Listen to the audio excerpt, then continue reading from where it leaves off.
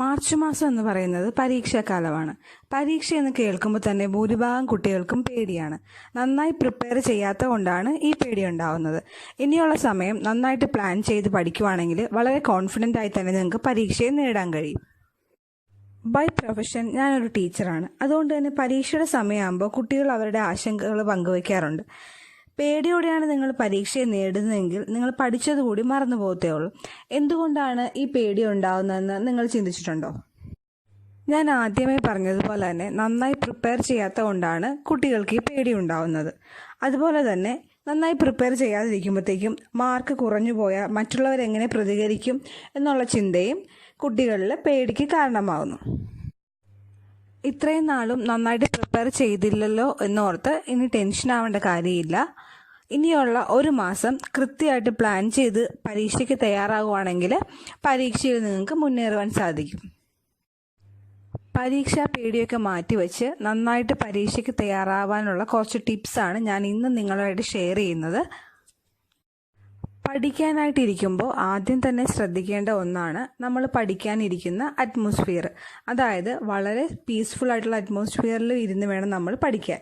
എന്നാൽ മാത്രമേ നമ്മൾ പഠിക്കുന്ന കാര്യങ്ങൾ കൃത്യമായി നമുക്ക് ഗ്രാസ്പ് ചെയ്യാൻ കഴിയുള്ളൂ. പഠിക്കാനായിട്ടിരിക്കുമ്പോൾ എപ്പോഴും നട്ടെല്ല് നിവർത്തിയിരിക്കുക. ഇത് ബ്ലഡ് സർക്കുലേഷൻ കറക്റ്റായിട്ട് നടക്കാൻ സഹായിക്കുന്നു. അതുവഴി നിങ്ങൾ പഠിക്കുന്ന കാര്യങ്ങളൊക്കെ കൃത്യമായിട്ട് നിങ്ങൾക്ക് ഓർത്തിരിക്കാൻ കഴിയും. പഠിക്കാനായി ഇരിക്കുമ്പോൾ നിങ്ങളുടെ സ്റ്റഡി ടേബിളിൽ പഠിക്കാനുള്ള ബുക്സ് മാത്രമേ വെക്കാൻ പാടുള്ളൂ. മൊബൈൽ ഫോൺസൊക്കെ മാറ്റി വെക്കുക. എന്നിട്ട് നന്നായിട്ടിരുന്ന് പഠിക്കുക. നിങ്ങൾ പഠിക്കാനിരിക്കുമ്പോൾ താല്പര്യത്തോടെ വേണം ഇരുന്ന് പഠിക്കാനായിട്ട്. അല്ലാതെ പാരൻസ് നിർബന്ധിച്ചുകൊണ്ടോ അല്ലെങ്കിൽ പരീക്ഷയിൽ എങ്ങനെയെങ്കിലും ജയിക്കണം എന്ന ചിന്തയോട് കൂടി ഇരുന്ന് പഠിക്കരുത്. നിങ്ങളുടെ ആവശ്യമാണ് നിങ്ങൾ പഠിച്ച് നല്ലൊരു ജോലി കിട്ടുക എന്നുള്ളത്. ആ ഒരു ധാരണയിൽ താല്പര്യത്തോടെ ഇരുന്ന് പഠിക്കുക. ഇങ്ങനെ പഠിക്കുമ്പോഴത്തേക്കും നിങ്ങൾ പഠിക്കുന്ന കാര്യങ്ങൾ പെട്ടെന്ന് മനസ്സിലാക്കാനും അതുപോലെ ഓർത്തിരിക്കാനും കഴിയും. പരീക്ഷാ സമയത്ത് നിങ്ങൾ ശ്രദ്ധിക്കേണ്ട മറ്റൊന്നാണ് ഉറക്കം. ചില കുട്ടികൾ പരീക്ഷാ സമയം അടുക്കുമ്പോഴത്തേക്കും ഒത്തിരി ഉറക്കം ഒഴിഞ്ഞിരുന്ന് പഠിക്കുന്നത് ശ്രദ്ധിച്ചിട്ടുണ്ട്. ഇങ്ങനെ ചെയ്യുന്നത് തെറ്റാണ്. കാരണം ആ സമയത്ത് മാത്രം നിങ്ങൾ ഉറക്കം ഒഴിച്ചിരുന്ന് പഠിക്കുന്നത് വഴി നിങ്ങളുടെ ശാരീരികവും മാനസികവുമായ ആരോഗ്യത്തെയാണ് അത് ബാധിക്കുന്നത്. അതുകൊണ്ട് മിനിമം 6-7 മണിക്കൂറെങ്കിലും നിങ്ങൾ ഉറങ്ങിയിരിക്കണം. ഇനി പരീക്ഷാ സമയത്ത് നിങ്ങൾ എങ്ങനെ പഠിക്കണം എന്നുള്ള കാര്യങ്ങളാണ് ഞാൻ പറയുന്നത്. ആദ്യം തന്നെ ഒരു ടൈം ടേബിൾ സെറ്റ് ചെയ്യുക. ഒരു മാസത്തേക്കുള്ള ടൈം ടേബിൾ സെറ്റ് ചെയ്യുക. പിന്നീട് അത് ഡിവൈഡ് ചെയ്ത് വീക്ക്ലിയും അതുപോലെ തന്നെ ഡെയിലിയും ആക്കി സെറ്റ് ചെയ്യുക. നിങ്ങൾക്ക് ഏത് സബ്ജക്റ്റാണ് ബുദ്ധിമുട്ട് അല്ലെങ്കിൽ എളുപ്പം എന്നുള്ളത് നിങ്ങൾക്ക് മാത്രമേ അറിയാവുള്ളൂ. അതുകൊണ്ട് തന്നെ ടൈം ടേബിൾ സെറ്റ് ചെയ്യുമ്പോൾ നിങ്ങൾ തന്നെ സെറ്റ് ചെയ്യുന്നതായിരിക്കും നല്ലത്. വീക്കായിട്ടുള്ള സബ്ജക്ട്സിന് കൂടുതൽ സമയം കൊടുക്കുക എന്ന് കരുതി ഈസി ആയിട്ടുള്ള സബ്ജക്ട്സ് മാറ്റി വെക്കരുത്. ഇത് രണ്ടും കമ്പൈൻ ചെയ്ത് വേണം നിങ്ങൾ ടൈം ടേബിൾ സെറ്റ് ചെയ്യാൻ. ഈസി ആയിട്ടുള്ള സബ്ജക്ട്സ് ആദ്യമേ തന്നെ റിവൈസ് ചെയ്ത് മാറ്റി വെക്കുക.